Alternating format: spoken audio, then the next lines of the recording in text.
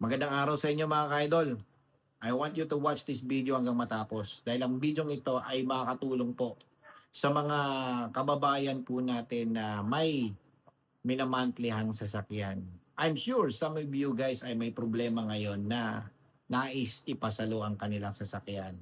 Pero hindi po nila alam kung papaano yung legit at pinaka-safest way at kung sakaling kayo mismo ang magpapasalo, papaano ba yung sistema o requirements na kailangan kong gawin na hindi po ako problema in the future.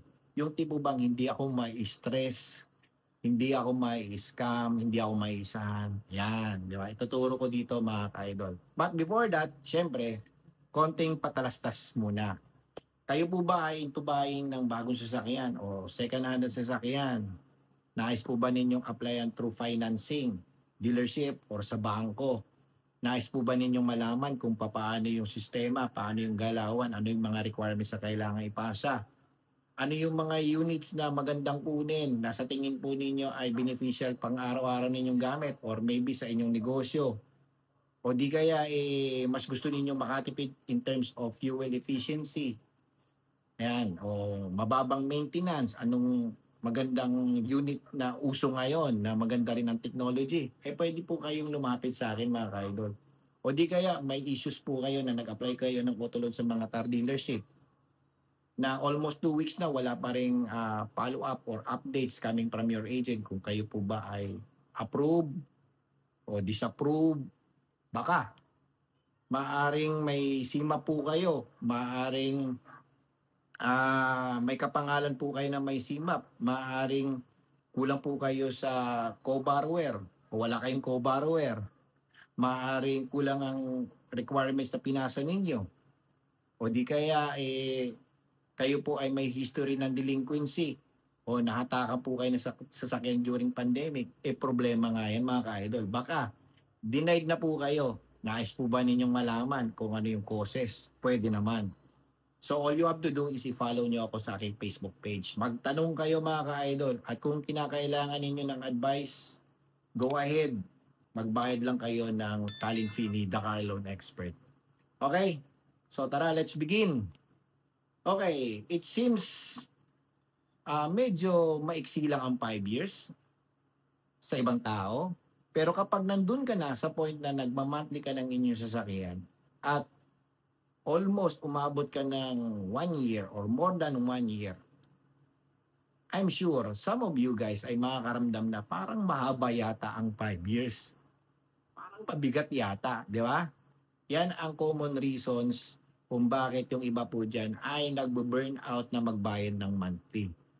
Yan din po yung common reasons kung bakit yung iba ay parang ninais na lang nila na ipasalo ang sasakyan. Dahil maybe some of us ay maaring nawalan ng trabaho, maaring humina ang negosyo or nalugi ang negosyo, o kailangan po natin ng pera para sa ating taga-abroad dahil natanggap tayo as OFW, or kailangan natin ng pera dahil ang parents natin may problema sa health conditions, kailangan ng pera para sa dialysis. Whatever man yan mga ka-idol, darating at darating tayo sa point na yun. Lalo na kung ang monthly ng ating sasakyan ay medyo mabigat o mahal. Ngayon, ang tanong is, papaano ba yung pagpapasalo ng sasakyan na sa tingin ko, ito ay legit sa mata ng bangko? Ganito lang yan mga ka-idol, okay? Sa side ng bangko ay ayaw po nilang ipasalo ang inyong sasakyan. Not unless kung idadaan mo sa kanila. Paano yon? Okay, let's say kung meron po kayong family members or relatives na nais pong sumalo ng inyong sasakyan dahil mababa pa ang milyahe ng inyong sasakyan at siguro sabihin na natin mga 6 months pa lang ninyong binabayaran or less than 1 year. Okay? All you have to do is pumunta po kayo sa inyong bangko kung saan po yan naka-mortgage ang inyong sasakyan.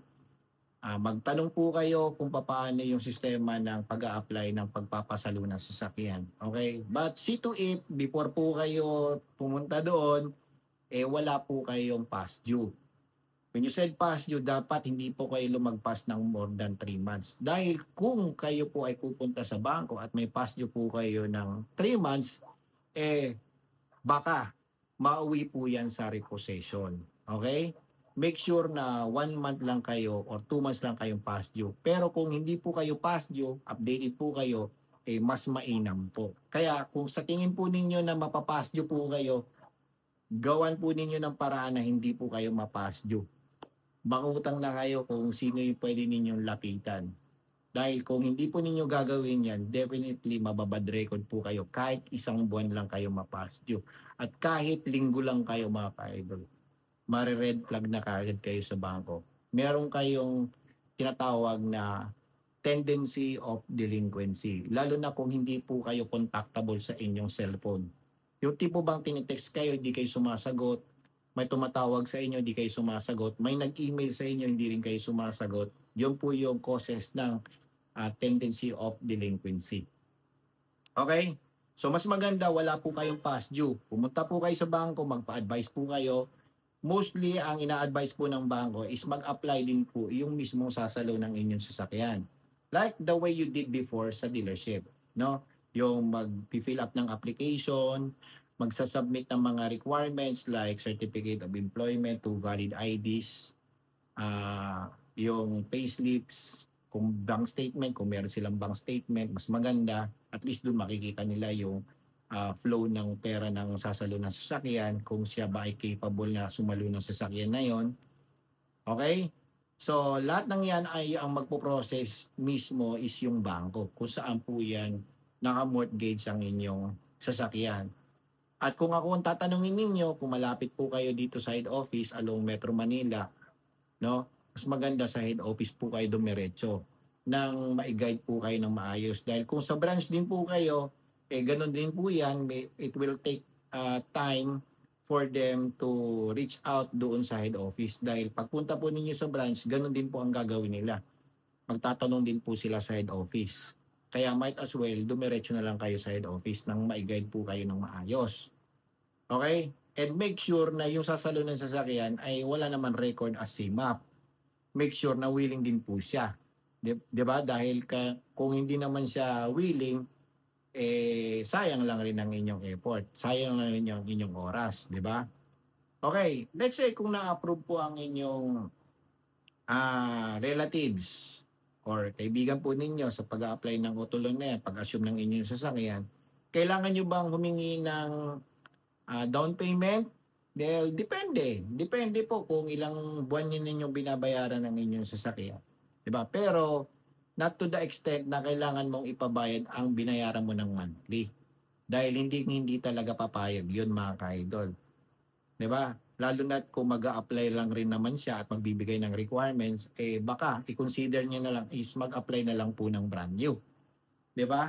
At least kung brand new is sa kanya pa nakapangalan, mababa lang ang down payment.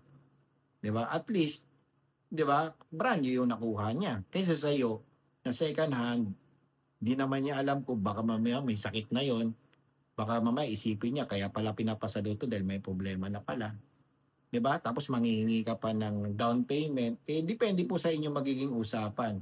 Pero kung tatanungin mo is down payment, pwede mo namang i-consider yung kung magkano yung dinown mo. Let's say, ang dinown mo is yung promo na 30,000 or 60,000. Pwede naman. Diba? Considering na binayaran mo na yung monthly mo. Dahil ginamit mo rin ng inyong sasakyan. Diba? Pero kung nabibigatan siya, sabihin mo kalahati. Baka pumayag naman. Pero kung talagang wala, wala kang magagawa. Dahil kailangan mo na talagang ipasalo ang inyong sasakyan. Lalo na kung approve naman ito. At least, kung naipasalo mo, yung burden, pinasa mo na sa kanya. Siya na yung magmamonthly ng inyong sasakyan. Wala ka ng pananagutan ngayon sa bangko.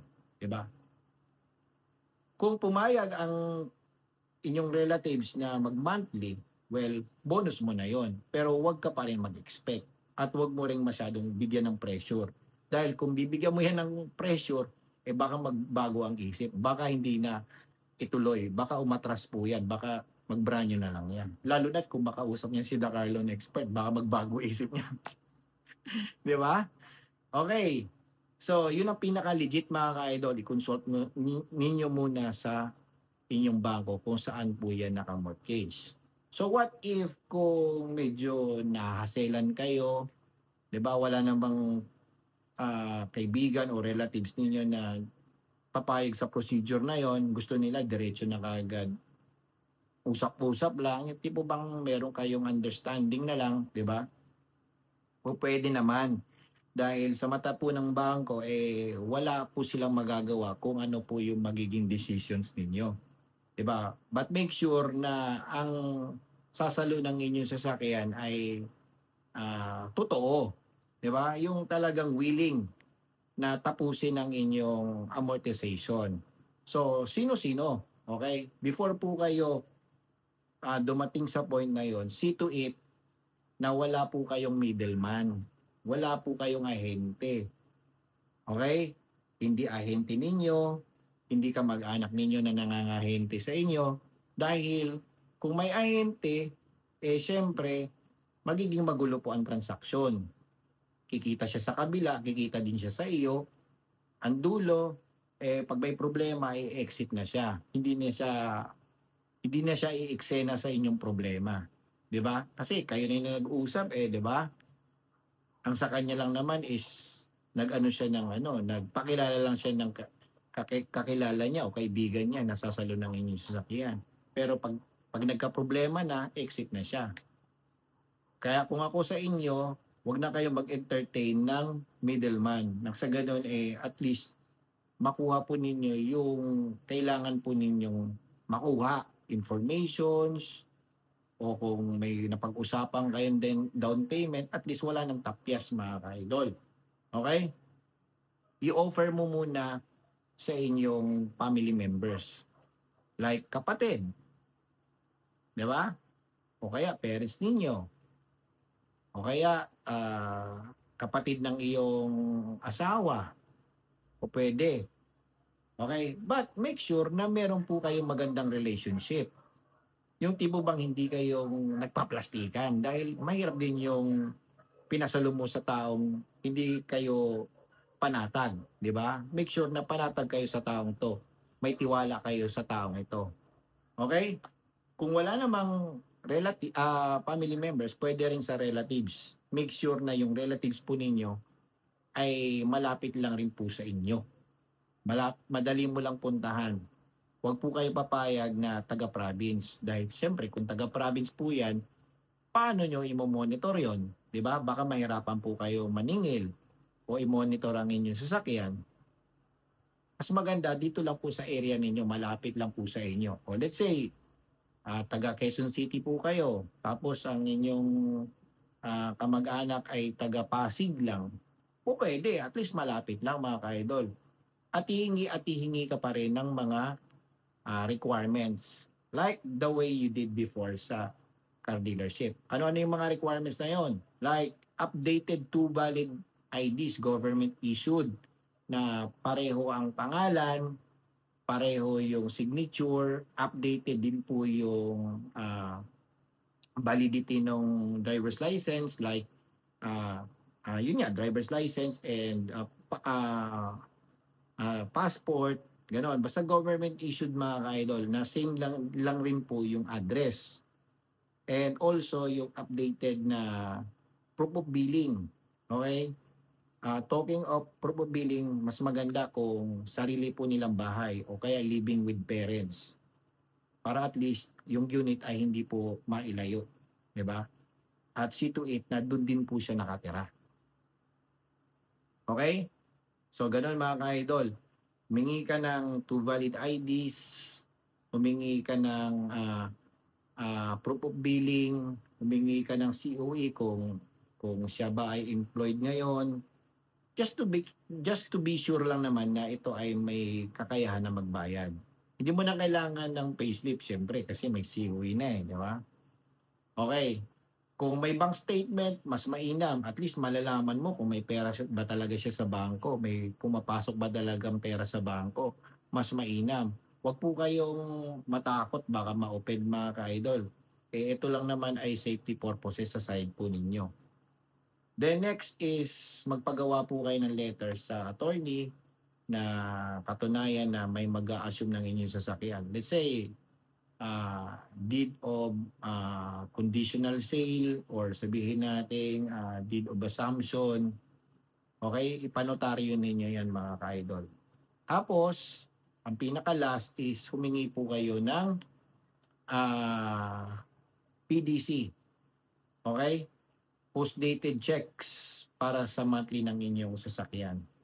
At ilagay po ninyo ahead doon sa date kung ano yung date na due date po ninyo. Let's say, ang due date po ninyo is tuwing 15. So, ipalagay po ninyo sa cheque at least a GIS pa lang.